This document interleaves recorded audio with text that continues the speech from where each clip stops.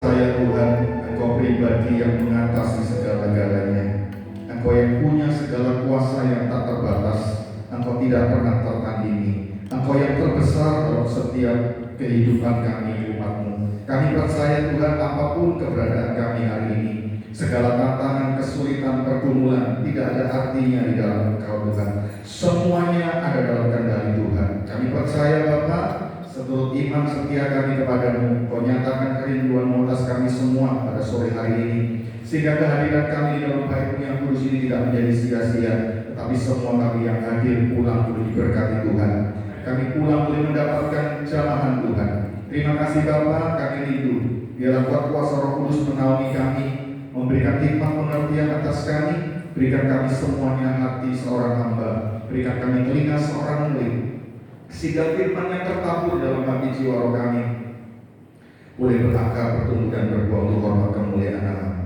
Terima kasih Bapa, kami percaya setiap nyanyian pujian kami ini boleh berkenan di hadapan, dan kami rindu untuk menerima kebenaran firman-Mu. Berbicaralah Tuhan atas setiap pribadi kami, urapi hamba-Mu, menyatulah dengan nama-Mu. Dalam nama Yesus Kristus Tuhan kami berdoa mengucap syukur. Haleluya. Yang diberkati bersama berkata amin. Berikan pujian tepuk tangan bagi kita. Silakan duduk. Sekalian puji Tuhan. Saya bersyukur, berterima kasih atas kepercayaan pengurus di tempat ini untuk saya boleh kembali menyiarkan firman Tuhan di tengah-tengah kita sekalian. Dan saya sangat bersukacita setiap kali memasuki tempat ini selalu ada yang baru, selalu ada fenomena yang menyegarkan gitu ya. Dan saya percaya kita harus terus bergerak maju di dalam teknologi, di dalam performa kita. Bila perlu kita kembangkan sampai ke sosmed supaya terus terupdate perkembangan daripada youth di tempat ini. Dan saya percaya semua kursi kosong ini akan terpenuhi jiwa-jiwa. Amin. Tepuk tangan dulu buat diri sekalian. Haleluya.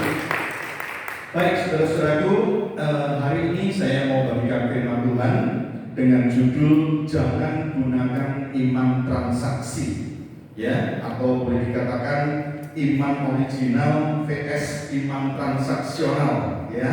Kenapa tema ini saya angkat? Ketika saya bergumul, saya bawa dalam doa, Tuhan taruh satu pernyataan ini di hati saya, bahwa dalam situasi dunia yang serba canggih, serba modern, serba penuh dengan kemudahan komunikasi dan informasi, maka banyak orang yang menyebut dirinya beriman, banyak orang yang menyebut dirinya percaya kepada Tuhan. Ternyata kalau tidak hati-hati menyikapinya, maka imannya itu bisa miring gitu. Imannya itu bisa geser, saudara ya. Sampai akhirnya tanpa disadari imannya itu masuk pada situasi disebut iman transaksional. Dan ketika sudah bicara iman transaksional, posisi kita di hadapan Allah itu sangat jauh bergeser dari apa yang Tuhan harapkan. Ya, mari kita buka Alkitab sama-sama. Matius pasal 19 ayat 27 sampai 30. Siapkan catatannya, ya. Matius pasal 19 ayat 27 sampai 30. Saya baca ayat yang ganjil. Tolong ada sekalian baca ayat yang genap bersaut-sautan dengan saya. Lalu nanti ayat 30 kita baca sama-sama dan kita akan aminkan bersama-sama. Lihat judul perikopnya, upah mengikut Yesus. Saya awali. Lalu Petrus menjawab dan berkata kepada Yesus, kami ini telah meninggalkan segala sesuatu dan mengikut Engkau. Jadi apakah yang akan kami peroleh? Ayat 8 sama-sama. Kata Yesus kepada mereka, aku berkata kepadamu, sesungguhnya pada waktu tercipta kembali, apabila Anak Manusia bersemayam di takhta kemuliaannya, kamu yang telah mengikut aku akan duduk juga di atas 12 takhta untuk menghakimi kedua belas suku Israel. Dan setiap orang yang karena namaku meninggalkan rumahnya, saudaranya laki-laki atau saudaranya perempuan, bapak atau ibunya, anak-anak atau ladangnya, akan menerima kembali 100 kali lipat dan akan memperoleh hidup yang kekal. Sama-sama yang keras. Tetapi banyak orang yang terdahulu akan menjadi yang terakhir, dan yang terakhir akan menjadi yang terdahulu. Apa saya katakan? berbahagialah orang yang dengan firman menyimpan dalam hati, bahkan dengan setia melakukannya. Saudara, apa yang kita baca ini kalau sepintas lalu kita cuma baca begitu saja, kita tidak dapat pesan apa-apa. Tetapi kalau kita jeli, kita ulang-ulang, kita renungkan, kita hayati, maka sebetulnya kalimat-kalimat yang kita baca ini penuh dengan hal yang menarik. Perhatikan, suatu hari Petrus datang menghampiri Yesus. Dia mewakili teman-temannya para murid yang lain. Petrus itu tanya, kami ini telah meninggalkan segala sesuatu demi mengikut Engkau, demi melayani bersama dengan Engkau. Kami ini sudah banyak berkorban, kami sudah banyak meninggalkan hal-hal yang penting dalam hidup kami. Ya, terus pertanyaannya begini, jadi apakah yang akan kami peroleh? Saya mau tanya, pertanyaannya Petrus ini wajar atau tidak? Secara manusiawi, wajar kan? Wajar. Ya, orang Jakarta bilang hari ini gratis, nggak ada. Ya kan? Nggak ada gratis. Bahkan Petrus pun di dalam pemikirannya, dia mengikut Yesus, meninggalkan keluarganya, meninggalkan karirnya, meninggalkan perahunya, meninggalkan jalannya. Dia pasti punya logika sederhana. Aku ini mau dapat apa? Saya mau tanya, pernah nggak kita berpikir dalam hidup ini kita melakukan sesuatu lalu berharap kita menerima sesuatu? Wajar? Logika? Logis? Oke. Apa yang dipertanyakan Petrus ini wajar, manusiawi, karena manusia itu selalu ingin transaksi, selalu ingin barter, selalu ingin negosiasi. Bahkan murid-murid Yesus pun berani mengangkat Petrus untuk jadi juru bicara, untuk menanyakan perihal ini. Kami ini mau dapat apa? Kami ini akan terima apa? Ya, saudara-saudaraku, ternyata kalau kita melihat konteksnya, jangan kita langsung menuduh Petrus ini materialistis atau menuduh murid-muridnya ini orang-orang yang mengejar materi. Kita ngomongnya secara konteks dulu. Pada waktu itu bangsa Israel atau bangsa Yahudi dijajah oleh bangsa Romawi. Dan Yesus hadir dengan segala mujizat, dengan segala tanda-tanda spektakuler. Yesus ini disebut Mesias oleh orang Yahudi. Ya, yang namanya Mesias itu jangan berpikir mati di atas kayu salib, menebus manusia dari dosa, bukan.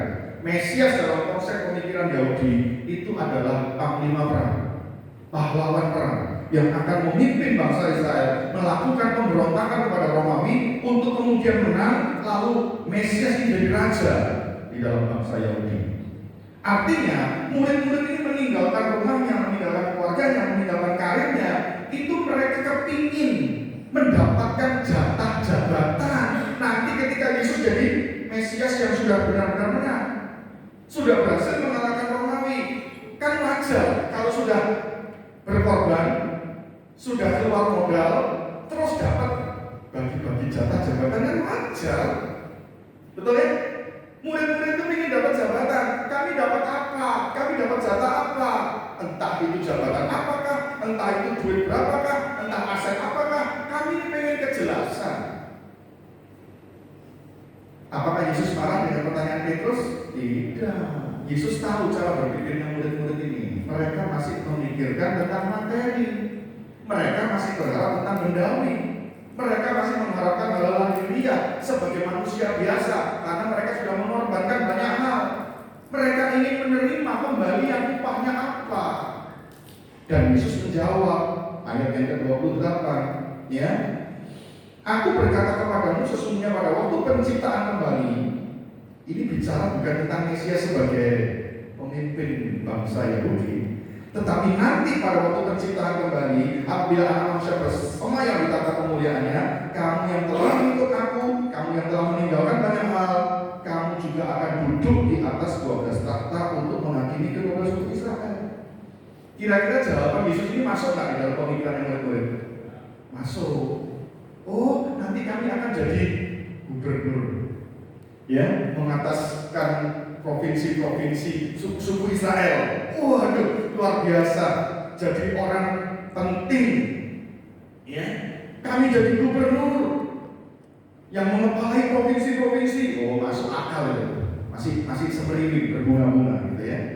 Lalu kemudian ayatnya berkata lagi, ayat 29, ya. Dan setiap orang yang karena namaku meninggalkan rumahnya, saudaranya laki-laki, saudaranya perempuan, bapak ibunya, anak-anaknya, ladangnya, akan menerima kembali 100 kali lipat. Akan terjadi multiplikasi, ya. Rumahnya akan berlipat, asetnya berlipat, ladangnya berlipat, kebunnya berlipat, ternaknya berlipat, bahkan saudara-saudara banyak lagi nanti akan yang datang sebagai saudara. Jadi banyak orang-orang yang mengaku sebagai keluarga. Wah, senang, masuk akal ya ini? Masuk akal. Tetapi pada waktu Yesus menyebutkan upah yang ketiga, itu mulai nggak masuk akal. Coba lihat ayat 29. Ya, akan menerima kembali 100 kali lipat dan akan memperoleh hidup yang kekal. Wah, ini sesuatu yang di luar prediksi atau nalarnya murid-murid. Kalau dapat jabatan sudah bagus. Kalau dapat pelipat gandaan berkat secara materi, aset, bagus. Tapi kalau dapat hidup yang kekal, ini terlalu bagus. Wah, jadi pejabat selamanya, jadi orang punya aset konstan selamanya. Wow. Tetapi ketika mereka sedang berbunga-bunga, mereka sedang sedang bersuka cita, sedang penuh dengan impian, penuh dengan harapan yang bagus-bagus, oleh Yesus langsung cemes. Ayat 30. Ini yang seru. Belajar Alkitab itu seperti ini, ngelihat sesuatu yang seru. Ayat 30 Yesus ngomong apa? Tetapi banyak orang yang terdahulu akan jadi yang terakhir, dan yang terakhir akan jadi yang terdahulu. Kalimat ayat 30 itu jadi satu paragraf tersendiri. Artinya Yesus sudah mempertentangkan, mengkonfrontasikan dari cara berpikir yang murid-murid. Saya mau tanya, kalau kita berkorban sesuatu mengharapkan imbalan, masuk akal nggak? Wajar ya? Kalau saudara datang ibadah, melayani Tuhan, menyumbang gereja, aktif dalam pekerjaan Tuhan, memberikan waktu, tenaga, pikiran, bahkan mungkin harta kita, secara manusia kita berpikir untuk diberkati Tuhan berlimpah-limpah, diberkati Tuhan limpah-limpah, masuk akal nggak? Masuk akal. Bagi Yesus itu nggak jadi masalah, nggak apa-apa. Orang dunia aja bisa kasih upah, masa Tuhan nggak bisa kasih upah, betul nggak? Bahkan Alkitab berkata tuh, kalau kita berkorban untuk Tuhan, membantu orang miskin sama dengan mengutangi Tuhan. Kalau kita Amsal itu, Tuhan sampai disebut berhutang sama kita. Wow, betapa bangganya kita. Tapi ingat, ayat 30 jangan dieleng-eleng. Ayat 30 berkata apa? Tetapi ini seperti kayak menyadarkan cara berpikir yang benar. Tetapi hati-hati. Di sini Yesus memberikan sebuah peringatan yang keras, menunjukkan bahwa Yesus tidak ingin murid-muridnya termasuk kita terjebak dalam dimensi iman transaksi. Banyak orang mengaku beriman. Saya tampilkan ya.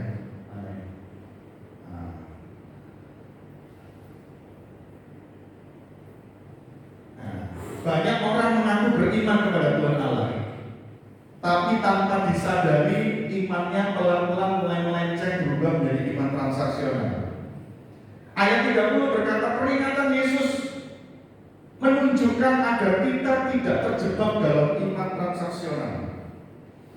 Ya, sekarang saya mau tanya secara realita, banyak nggak orang yang ke gereja tujuannya tidak diberkati?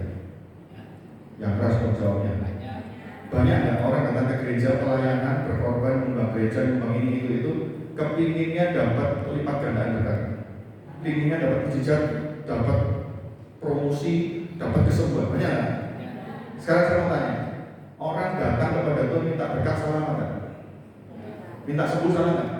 Tidak salah. Alkitab bilang Matius 7 ayat 7, mintalah, kamu akan diberi, carilah, kamu akan mendapat, ketoklah bagi pintu bukan. Tapi iman kekristenan itu tidak melulu hanya hal itu saja. Ingat, kalau kekristenan kita datang kepada Tuhan hanya untuk menerima, hanya untuk mendapatkan, hanya untuk memperoleh, maka sampai puluhan tahun pun kita cuma punya iman seperti kanak-kanak. Betul? Lihat anak, bisanya apa? Papa minta duitnya apa? Buat apa? Untuk bioskop, buat beli pulsa, buat beli kuota, buat isi Shopee Pay, Pak. Ya, anak itu cuma bisanya minta. Coba kalau Anda misalnya punya anak sudah 20 tahun, sudah lulus kuliah, misalnya lulus SMA atau lulus kuliah, 23 tahun, 24 tahun, masih minta, saya bilang apa? Ini lucunya ini kreatif loh, umur 24 sih minta. Bahkan melongso, saudara. Anak sudah besar, cuma bisanya begini. Itu kejadian di Purwokerto itu, ayah ibunya cuma jual sayur di pasar. Anaknya minta Kawasaki Ninja, nggak dibelikan sama bapaknya karena bapaknya nggak punya duit. Bapak ibunya dipukuli sama anaknya. Itu zaman sekarang sudah ada. Saudara, minta handphone, iPhone nggak dibelikan, ibunya ditempelin.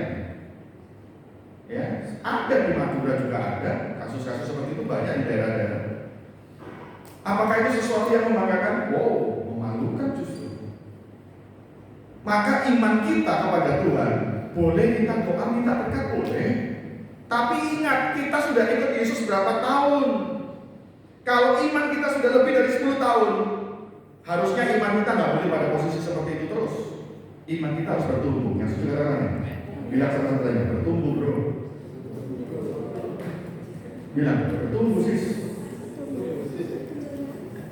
Jangan cuma begini aja.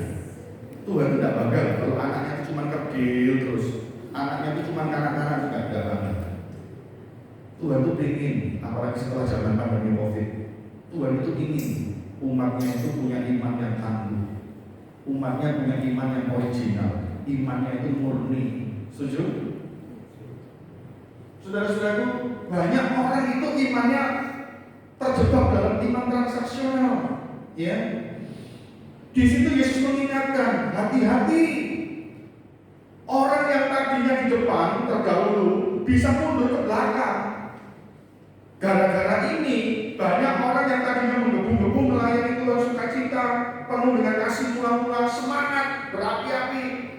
Kemudian karena doa minta sesuatu Tuhan tidak mengabulkan, karena Tuhan punya agenda lain, Tuhan punya rencana lain, lalu ngambek kecewa, betul? Lalu bilang apa? Gak gereja-gerejaan, gak ibadah-ibadahan, gak yud-yudan, gak dewasa mudahan, bubar. Saya mau tanya, kemungkinan seperti itu bisa terjadi? Banyak gak Kristen begitu? Banyak. Apalagi kalau gereja-gereja yang pengkhotbahnya cuma khotbah tentang berkat duit, sukses. Ketika sesuatu terjadi dalam doanya tidak dikabulkan, langsung kecewa, langsung imannya tiarap gitu. Saya mau tanya, Tuhan bisa kasih kita berkat? Yang keras tuh. Tuhan bisa kasih kita mujizat? Bisa. Kalau kita bangga Tuhan bisa kasih berkat mujizat, jangan lupa setan pun juga bisa kasih berkat. Setan pun bisa kasih mujizat, iya atau iya? Mungkin nggak dalam hidup kita berdoa sesuatu Tuhan tidak kabulkan? Mungkin. Rasul Paulus, dia berdoa 3 kali supaya utusan iblis itu pergi meninggalkan dia. Tetapi Tuhan tidak mengabulkan permintaan Paulus. Malah Tuhan bilang begini, cukuplah kasih karuniaku bagimu, justru dalam kelemahanlah kamu jadi kuat.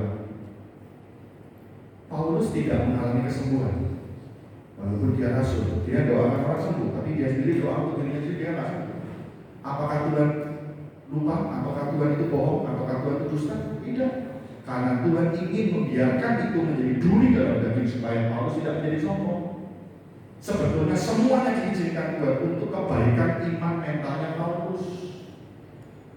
Kalau kita tidak mengerti kebenaran firman ini, lalu kita berpikir kita punya Yesus, lalu Yesus itu standarnya nggak beda dengan dukun.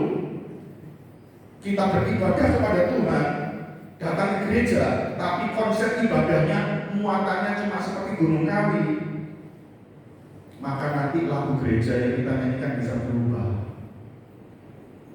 Ketika kita doa tidak dijawab Tuhan, lalu teman kita datang, teman kita bilang begini, nggak usah ke gereja, nggak usah sembahyang, nggak usah doa, pergi ke dukun aja, pergi ke orang pintar aja, pegang jimat aja, pergi ke tempat-tempat keramat aja, pergi ke gunung kawi aja.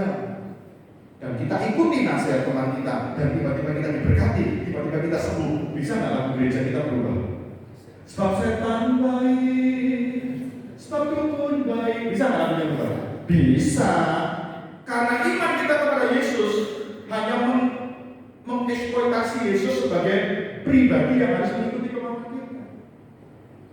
Padahal kita ditebus oleh Yesus, kita dibeli oleh Yesus, kita jadi miliknya Yesus, bukan kita semena-mena kepada Yesus. Tetapi kiranya kita menjadi pribadi yang menyadari diri kita. Kita ini miliknya Yesus, kita ini hambanya Kristus, kita melakukan apa yang Dia suka. Urusan Dia berkati kita atau tidak itu tidak terlalu penting, tapi yang penting kita hidup berkenan di hadapan Dia, itu jauh lebih penting. Amin. Tepuk tangan. Saya mau tanya, Tuhan Yesus ngasih kita apa dasarnya? Apa dasarnya ngasih Tuhan Yesus buat kita? Dia mati di atas kayu salib. Dia berikan nyawanya. Dia berikan kita surga, berikan kita hidup kekal. Dia berikan kita pengampunan dosa. Dia berikan kita surga. Saya mau tanya, bisa surga dibeli dengan keselamatan hidup kekal, pengampunan dosa bisa dibeli dengan uang? Kalau yang berharga yang tak bisa dibeli dengan uang, Tuhan bisa berikan. Apalagi cuma mujizat, apalagi cuma berkat, apalagi cuma jalan keluar. Itu kecil buat Tuhan. Amin. Bilang sama sebelah saudara, kecil itu bro, kecil itu sih. Jadi jangan pernah meragukan kuasa kasih Tuhan. Tuhan itu terlalu tinggi, terlalu ajaib, terlalu mulia, terlalu agung untuk bisa dinalar oleh akal pikiran kita. Jangan kita batasi kuasa Tuhan dengan kekhawatiran kita, kebimbangan kita, ketakutan kita. Jangan. Kalau Dia yang punya kehidupan manusia, Dia yang punya tanggung jawab juga untuk memelihara hidup kita manusia. Amin. Saya mau tanya, pernah lihat binatang serangga kunang-kunang? Lihat di mana? YouTube. Kalau di Surabaya ini sudah langka. Kalau saya pernah ke desa, saya nginepnya bukan di hotel bintang 5, hotel bintang 7, hotel bintang 1000 saya itu. Di balai-balai lihat langit itu bintangnya banyak. Ya, kalau malam itu bisa lihat kunang-kunang. Kunang-kunang itu keajaiban Tuhan. Dia itu bisa muncul lampunya kelap-kelip terbang ke sana kemari hingga di semak-semak di rerumputan. Kelap-kelip, pernah mikir kan? Dia ini bawa baterai enggak sih? Ini ada kabelnya enggak sih dalam, kok bisa nyala ya? Sebelum manusia ciptakan lampu LED, Tuhan sudah ribuan tahun yang lalu ciptakan LED bisa terbang kan? Sebelum manusia ciptakan drone ada lampunya, Tuhan sudah ciptakan drone dari sejak lama. Nanti tolong pulang nonton YouTube kunang-kunang ya. Coba saya mau ajak berpikir secara logis. Kalau Tuhan bisa ciptakan keajaiban kunang-kunang yang serangga biasa bisa bersinar pantatnya, masa Tuhan tidak bisa kirim rezeki buat saudara? Masa Tuhan tidak bisa beri jalan keluar buat saudara? Itu baru kunang-kunang, belum ikan yang hidup di laut dalam. Ikan di laut dalam itu yang manusia tidak bisa menjangkau, sinar matahari tidak bisa menjangkau. Kebanyakan ikan-ikan di sana itu tidak punya mata, tapi bisa makan.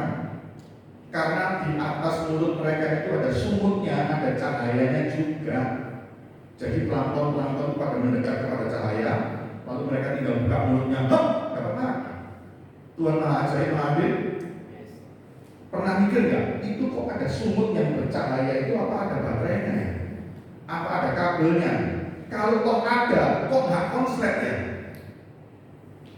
Tuhan itu maha ajaib kan?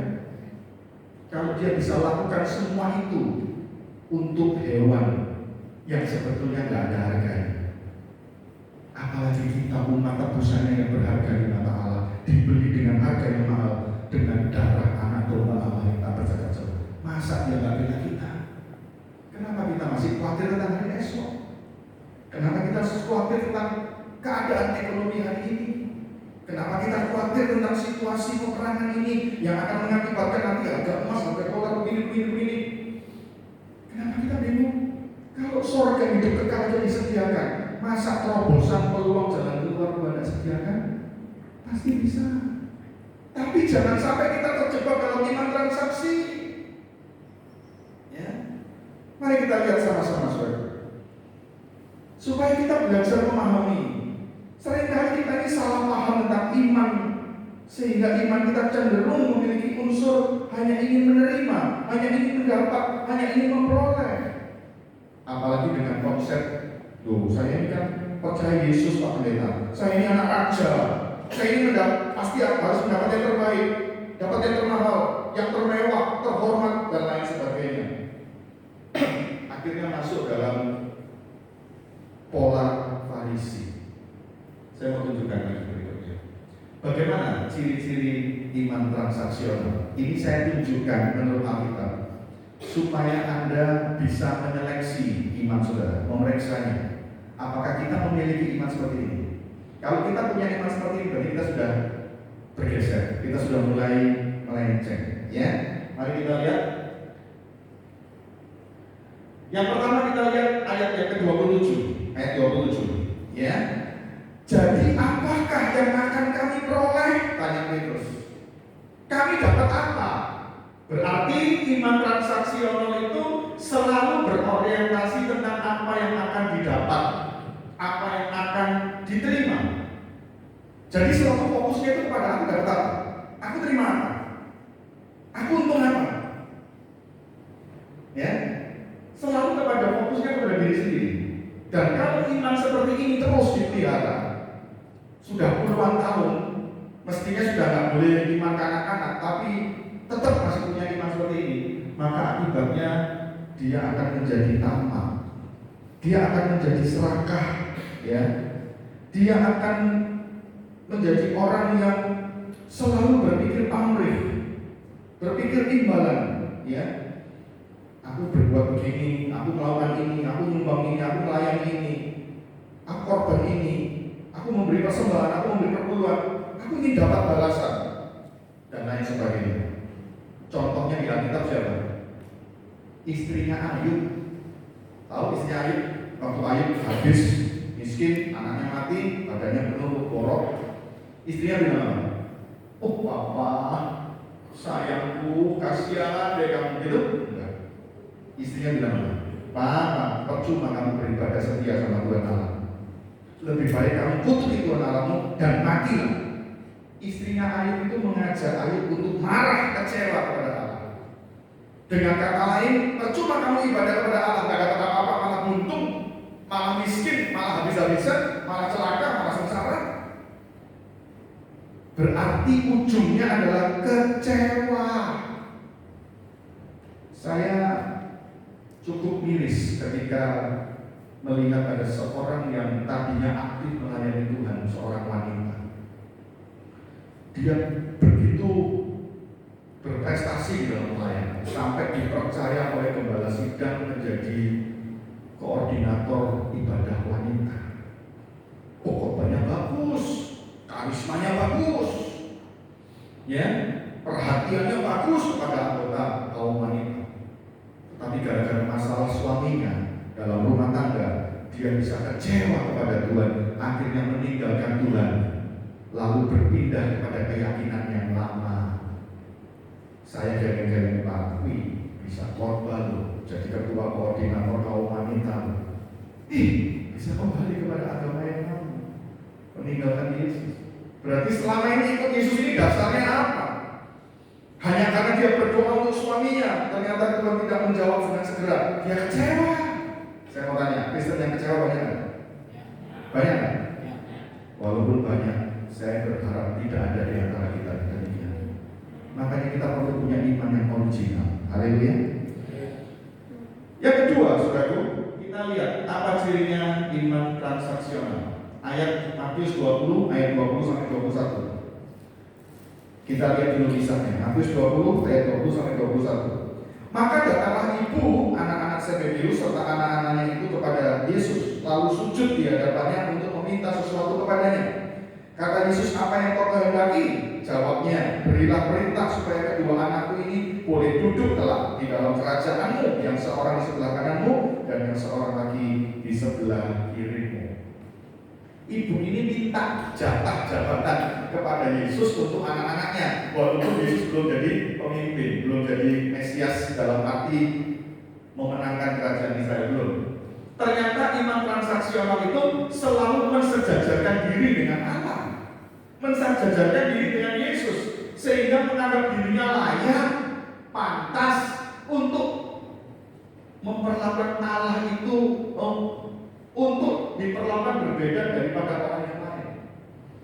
Mereka ingin dianggap lebih daripada murid-murid yang lain. Mereka dianggap orang yang superior. Saya mau tanya, ada nggak di gereja orang-orang yang mengunderestimate orang lain?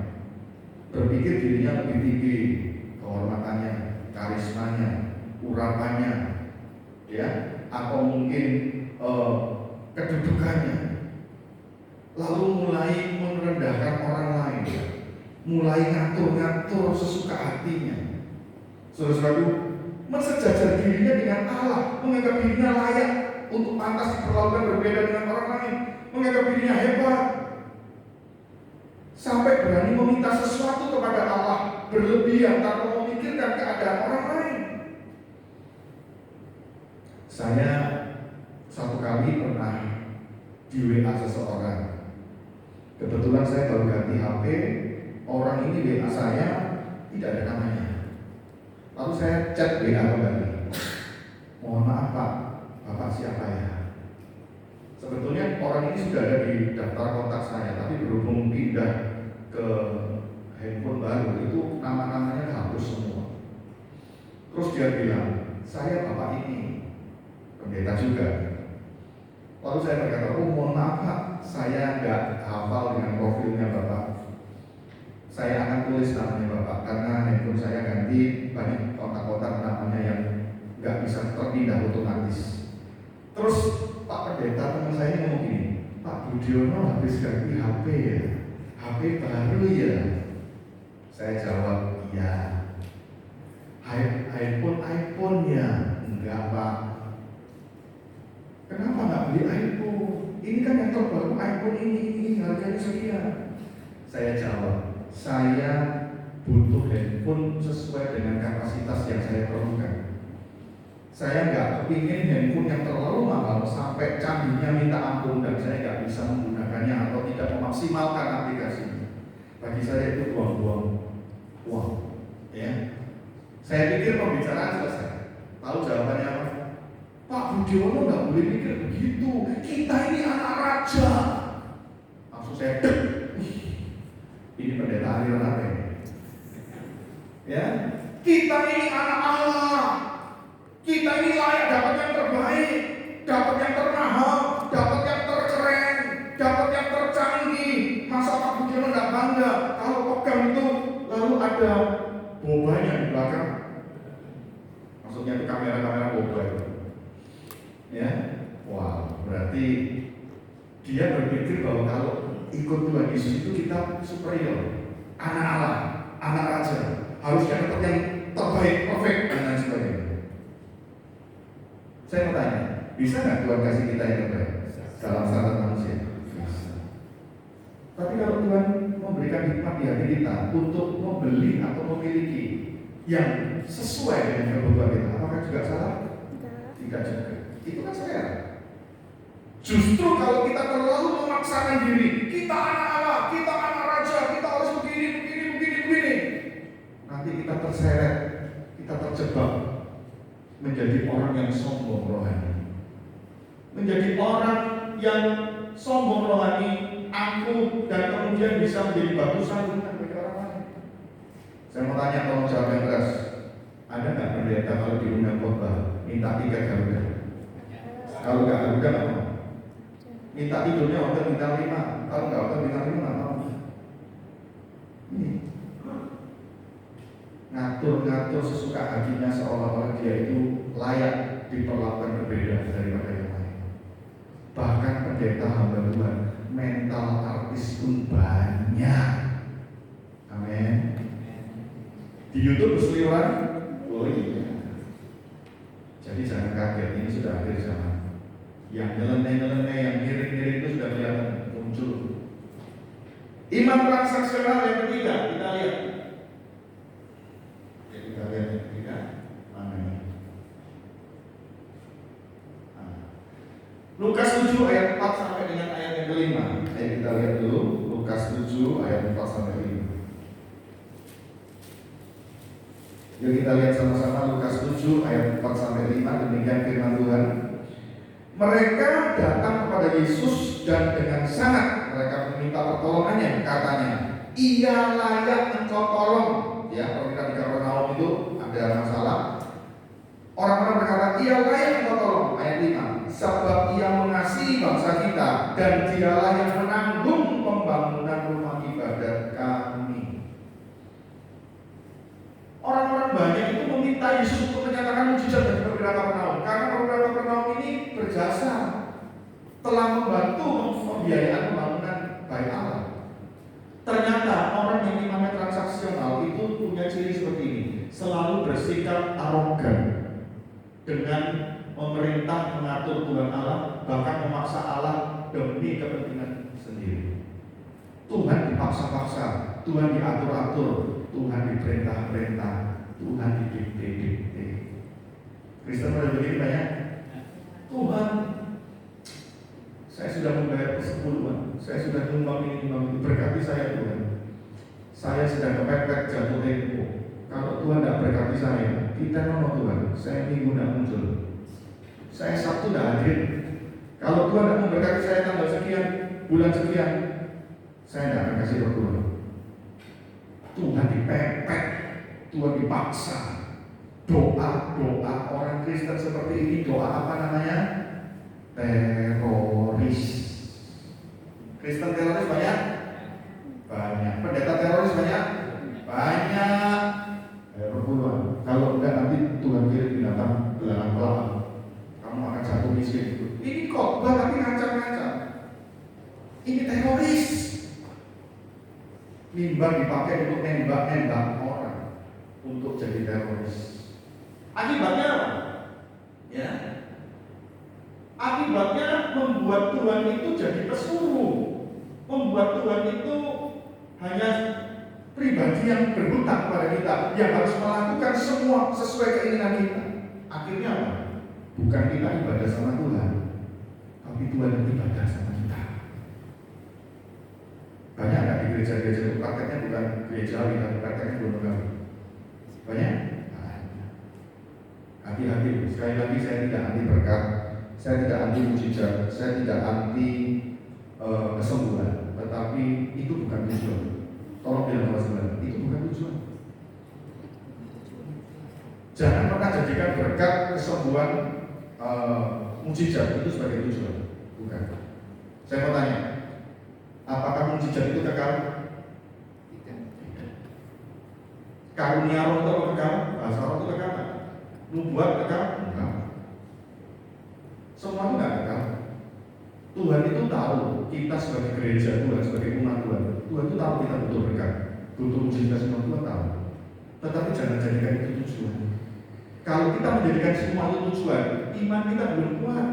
Iman kita masih gampang goyah, gampang rapuh. Ya. Seringkali banyak orang memaksa Tuhan, meminta apapun sampai penting-penting dalam nama Yesus, pakai klaim-klaim janji Tuhan. Yakobus 4 ayat 3. Mereka berdoa tapi tidak mendapat apa-apa karena mereka salah berdoa, karena yang mereka minta untuk memuaskan hawa nafsu mereka. Sampai sini paham, saudara-saudara sekalian? Gak apa-apa ya? Saya jelaskan ini agak seni pengajaran, gak apa-apa ya? 2016 ada peristiwa itu. Ingat? Saya nggak perlu sebut nama kota, nama gereja, atau nama pendeta. 2016, bisa cek di Google. Ada pendeta meninggal, tidak boleh ditutup peti. Didoakan penting supaya bangkit. Akhirnya bangkit ya? Bikin malu seluruh gereja di Indonesia. Cari di Google 2016. Ya, paksa Tuhan, jangan itu petinya. Kita akan berdoa malam ini. Kita akan rame-rame bersepakat gandeng tangan, kita bahas rame-rame supaya dibangkitkan. Akhirnya bukan kita yang ibadah sama Tuhan, Tuhan ibadah sama kita. Dan itu sangat menjijikkan di mata Tuhan. Betul? Saya ngomong apa adanya berani di depan mimbar ini. Karena sudah muncul di YouTube, gak perlu ditutup-tutupin lagi. Dan banyak praktek-praktek seperti itu, banyak. Apa akibatnya kalau kita menjadi orang yang imannya transaksional? Kita bisa jadi tamak secara keduniawian, hedonisme, hamba mamon, lalu berkhotbah selalu tentang materi, tentang kekayaan, tentang berkat, tentang uang. Yang kedua, kita bisa menjadi farisi-farisi modern yang terus menjadi batu sandungan bagi orang lain sehingga orang lain tidak percaya lagi kepada Yesus. Mereka selalu melihat orang-orang yang tidak menjadi teladan. Bahkan akibatnya menjadikan Allah itu sebagai pesuruh, pembantu yang harus wajib mengabulkan segalanya, seolah-olah Allah itu berhutang kepada kita. Wah, ini parah, saudara. Ingat, Yesus pernah berkata, Matius 22 ayat 14, banyak yang dipanggil, terus ya keras banget. Banyak yang dipanggil tapi saya mau tanya, Yesus ngomong ini bercanda atau serius? Jadi kita nggak bisa santai, Yesus. Kita harus menjaga hati kita, periksa diri kita, iman kita, sempurni apa itu kita. Ya. Lalu iman yang original itu seperti apa? Ya. Iman yang original itu ya, seperti Sadrak, Mesak, Abednego. Mereka tetap setia walaupun beresiko mati dimakan hidup-hidup. Mereka ngomong apa kepada raja? Nebukadnezar. Kami percaya Allah kami sanggup menolong kami. Tapi walaupun Allah kami tidak menolong kami, ketahuilah ya baginda raja, kami tetap tidak mau menyembah patung yang baginda dirikan. Kalau soal iman percaya Tuhan sanggup tolong, yes, kami percaya beriman. Tapi sekalipun Tuhan tidak menjawabnya, sekalipun Tuhan tidak menolong, sekalipun Tuhan tidak mengabulkannya, kami tetap setia kepada Tuhan. Karena kami percaya kepada Tuhan bukan semata-mata karena pertolongannya. Kami percaya kepada Tuhan karena keselamatan yang Dia berikan. Amin. Gara-gara imannya Sadrak, Mesak, Abednego yang versi original ini, hati Tuhan gak tahan bro. Hati Tuhan gak mentolosis. Dia rela datang dari sorga, menghampiri dapur api. Allah tidak meluputkan Sadrak, Mesak, Abednego dari dapur api, tetapi Allah hadir bersama Sadrak, Mesak, Abednego di dalam dapur api. Mau badai dapur api kayak apapun, kalau ada penyertaan Tuhan, itu lebih dari cukup. Amin. Tepuk tangan. Jadi yang penting itu mujizat atau penyertaan Tuhan. Orang mengalami mujizat bisa nggak? Nggak disertai Tuhan? Bisa. Setan bisa kasih mujizat kok. Waktu orang Israel mau ditumpas oleh Tuhan, Musa nawar, jangan dibunuh, jangan ditumpas, nanti apa kata bangsa lain. Tuhan Allahnya Israel repot-repot mengeluarkan bangsa Israel dari Mesir, di padang gurun ditumpas. Kan itu lucu, ya? Tuhan bilang apa sama Musa? Aku tidak akan tumpas. Tetap janjiku akan berlaku. Pimpinlah bangsa ini masuk negeri perjanjian. Mereka akan menghadapi bangsa Amalek. Bangsa ini, bangsa itu, mereka akan menang. Mereka akan disertai malaikat. Tapi aku tidak mau menyertai mereka. Aku malas, enak sama mereka. Kalau soal mujizat tidak apa-apa, izinkan. Kutus malaikat untuk bikin mujizat menyertai mereka. Perang menang. Tapi aku tidak mau berjalan sama mereka. Muak. Terus Musa bilang apa? Kalau engkau nggak ikut berjalan bersama dengan kami, apa kata bangsa-bangsa lain? Kalau engkau nggak berserta berjalan dengan kami, lebih baik namaku coret aja dari surga. Itu Musa. Jadi jangan takut menghadapi kesulitan apapun. takutlah kalau kita nggak disertai Tuhan. Jangan bangga kalau kita bisa punya karunia mujizat atau bahasa roh atau mengusir setan. Tapi banggalah kalau kita punya nama tercatat dalam kitab kehidupan. Amin. Iman yang original itu seperti apa? Ya, yaitu iman yang dimiliki oleh Maria. Dia berkata Lukas 1:38, sesungguhnya aku adalah hamba Tuhan. Jadilah padaku seperti yang kau katakan. Resikonya dia di ranjang batu, tapi dia nggak pernah mati di ranjang batu. Tuhan menyertai dia. Imannya seperti Yesus, Matius 26 ayat 39. Ya Bapa, kalau boleh cawan ini berlalu daripadaku, tapi bukan kehendakku yang jadi, tapi kehendakmu yang jadi. Menyerahkan semua kepada Allah Bapa. Apa kata Tuhan terserah, saudara? Iman yang dimiliki oleh Yohanes Pembaptis, biar aku makin kecil, dia makin besar. Biar aku makin berkurang, dia makin bertambah. Dan iman yang dimiliki oleh Paulus, hidupku bukan aku lagi, tapi Kristus yang tinggal di dalam aku. Galatia 2 ayat 20. Sekarang saya mau tanya, periksa hati kita masing-masing. Sejauh mana iman kita kepada Yesus? Kita sudah berapa kali dalam ibadah di sebuah gereja? Berapa lama kita hafal ayat Alkitab atau kita hafal lagu gereja? Berapa sering kita aktif dalam program-program gereja? Pertanyaan yang paling mendasar di hati kita, sejauh mana iman kita kepada Tuhan? Apakah sudah mencapai iman original atau malah melenceng jadi iman transaksional? Di dunia ini semua serba mungkin. Ada orang yang sudah lama Kristen, tadinya dia berkobar-kobar punya iman yang murni, tiba-tiba karena pengaruh, karena dia tidak mengerti firman, dia mulai menyimpang, imannya mulai materialistis. Imannya selalu diukur dengan kekayaan, dengan uang. Yang dikejar adalah uang, bukan hamba Tuhan, tapi jadi hamba mamon. Tetapi ada orang yang baru bertobat dari agama seberang. Mereka belum ngerti apa-apa, tapi mereka bisa kenal Yesus, mereka diampuni dosa mereka, mereka semangat mendukung, mereka menyala-nyala, bahkan mereka bisa rela mati demi Kristus. Sekalipun nggak mau mujizat, mereka siap. Mereka dibuang oleh keluarga, dicoret dari KSK. Mereka nggak dapat harta warisan, tapi mereka nggak pernah takut, bahkan mati pun nggak takut, karena mereka punya iman yang murni. Amin. Silakan tutup Alkitabnya, saya mau cerita. Di awal pelayanan saya pernah diminta mendoakan seorang bapak di rumah sakit RKS. Ya, bapak ini asalnya dia bukan orang Kristen, dia bukan ikut Yesus, dia agama lain. Setelah dia percaya Yesus, dia bertobat, dia dibaptis, dia ajak istri dan anaknya juga bertobat dan dibaptis. Lewat beberapa bulan, bapak ini kena kanker pankreas, menyebar sampai ke kanker lever. Lalu dipindahlah dari rumah sakit RKS ke rumah sakit Adi Husada Undaan. Saya datang mendoakan, ternyata beliau sudah di ruang ICU. Saya berjumpa dengan istrinya di depan, lalu diceritakan begini.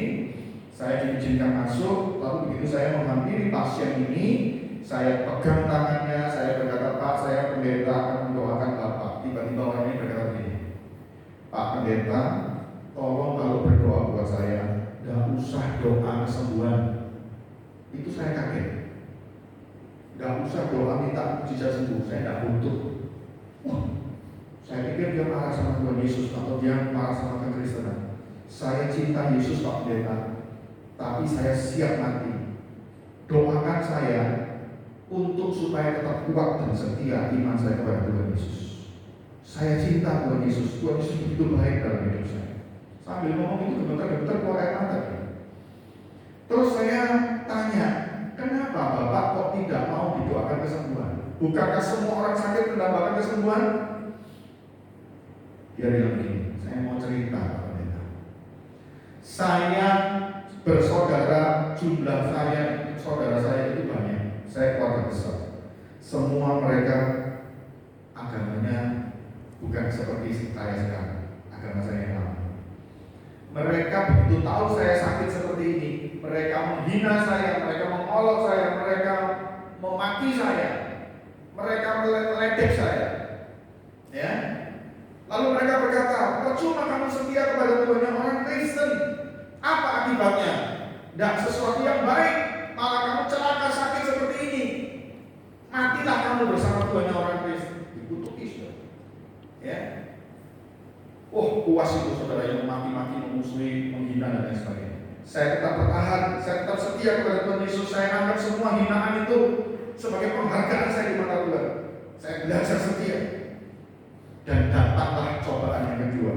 Saudara saya yang paling tua, paling kaya, dia berkata, kalau kamu mau sembuh dari penyakit gampang, kami akan panggilkan dukun, kami akan belikan kamu seekor binatang. Biarlah penyakitmu itu dipindahkan ke binatang. Kamu hidup, binatangnya yang mati. Kamu bisa mengalami kesembuhan.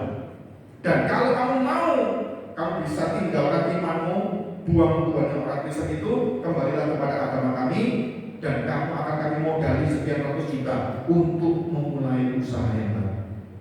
Wow, tawaran yang sangat menggiurkan. Tapi kalau kamu tidak mau meninggalkan Tuhan Allahmu, matilah kamu dengan penyakit. Kami tidak akan mengasihani kamu. Itu yang membuat saya dilema, Pak Pendeta. Doakan saya untuk memilih pada pilihan yang benar. Saya butuh didoakan dalam perihal itu. Waktu dia ngomong begitu, gantian saya yang mulai berlinang air mata. Gantian saya yang mulai ngomongnya agak gemeter-gemeter. Seolah-olah saya datang mendoakan orang sakit. Maksud saya ingin menguatkan orang sakit, menghiburkan orang sakit. Malah saya yang dikuatkan dan dihiburkan. Saya yang dimotivasi. Begitu saya doakan panjang lebar, saya pulang. Setelah pamitan dengan istrinya, saya pulang. Sepanjang pulang dari ruang ICU sampai ke tempat parkir, saya tidak berhenti meneteskan air mata. Saya berkata dalam hati, Tuhan, saya yang sudah Kristen lama, belum tentu saya punya iman seperti orang ini. Tapi dia baru bertobat sekian bulan menerima Yesus, terus dibaptis terus sakit seperti ini. Kok dia bisa punya iman sekuat ini ya? Saya kok jadi rasanya kecil dibandingkan dengan dia. Rasanya saya tidak ada nilainya dibandingkan dia. Dia terlalu bersinar, terlalu mulia, terlalu mahal. Sementara saya masih dipertanyakan loh. Kalau saya punya posisi seperti dia, apakah saya bisa kuat seperti dia? Iman saya bisa mulia seperti dia? Itu seperti kayak hantaman besar di dalam hati saya. Lewat beberapa saat, saya dapat kabar. Saya mau tanya, kira-kira kabarnya kabar baik atau kabar buruk? Buruk atau baik? Buruk. Beritanya adalah inna lillahi. Bapak ini meninggal.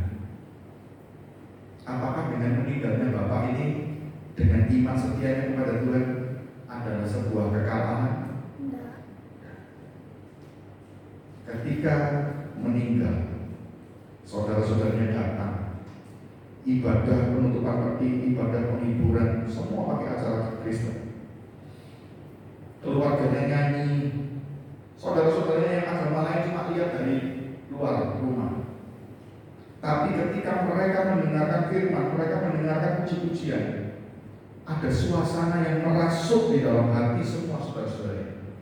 Mereka mulai berpikir gelisah, kenapa ya saudaraku yang meninggalkan agama kami, mereka yang sudah percaya kepada Tuhan yang orang Kristen, walaupun mati, tapi kok rasanya menang ya? Kok rasanya damai? Rasanya sukacita? Rasanya beruntung ya? Kok rasanya indah ya? Matinya orang Kristen ini ya, adikku ini. Dari peristiwa itu, semua saudara-saudara itu tidak bisa tidur. Lalu singkat waktu pelan-pelan, satu-satu saudara itu bertobat kepada Yesus. Berarti walaupun Bapak ini gak ngalami mujizat, tapi imannya bersinar terang di mata Tuhan. Itu menjadi benih yang diizinkan mati, supaya muncul benih yang hidup baru. Jadi kematian bukan sebuah kekalahan. Kematian adalah tanda akan munculnya kehidupan yang baru. Jangan selalu berkata, oh mati itu rugi, mati itu sial, mati itu celaka, mati itu serem. Ya, bagi orang dunia seperti itu. Tetapi bagi Tuhan, mati adalah keuntungan. Kenapa?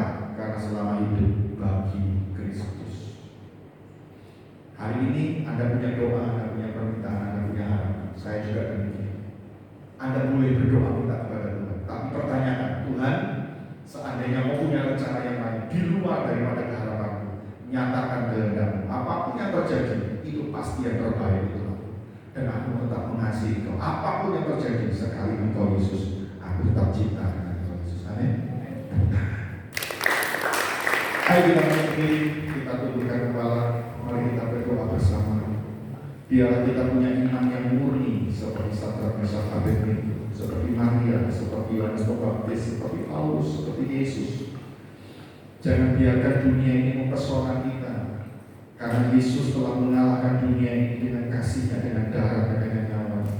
Mari kita berikan semua hidup kita bagi Dia. Saya percaya kalau kita persembahkan hidup kita bagi kemuliaan-Nya Dia, Anda tidak usah doa minta sekalipun. Apapun yang kau butuhkan, Tuhan sanggup mengabulkan dan menyediakannya.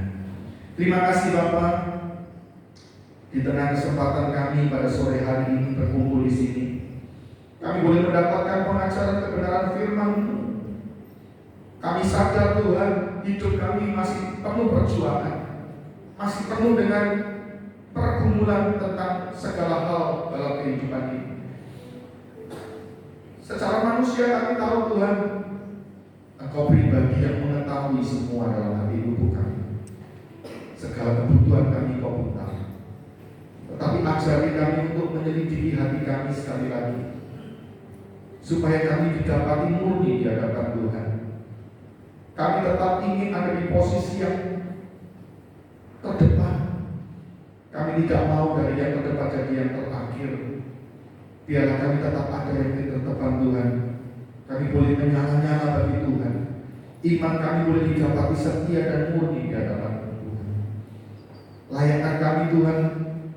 Mungkin selama ini kami berbuat kesalahan, kami selalu memaksa Tuhan, kami selalu mengatur-ngatur Tuhan, memerintah Tuhan, seolah-olah Tuhan bukan Tuhan. Kami tanpa sadar mengangkat diri kami sebagai Tuhan. Ampuni kami Bapa. Biarlah pada malam hari ini kami boleh terbuka, tercelitkan mata hati kami, bahwa Engkau pribadi yang nomor satu yang menjadi segala-galanya dalam hidup kami. Kalau surga Kau berikan, itu kekal Kau berikan, keselamatan, pengampunan dosa Kau berikan, terlalu mudah untuk Kau menyatakan mujizat dan jalan keluar. Terima kasih Bapa, terima kasih menerangkan firman-Mu dalam hati kami. Beri kami kuasa untuk menjadi pelaku firman-Mu yang setia. Biarlah firman-Mu terus bekerja di dalam diri kami, bertumbuh, berakar, berbuah untuk hormat kemuliaan nama Tuhan. Terima kasih Bapa, kami mengucap syukur dalam nama Tuhan Yesus kami berdoa. Haleluya. Kami berkati bersama berkata, amin. Beri kemuliaan kepada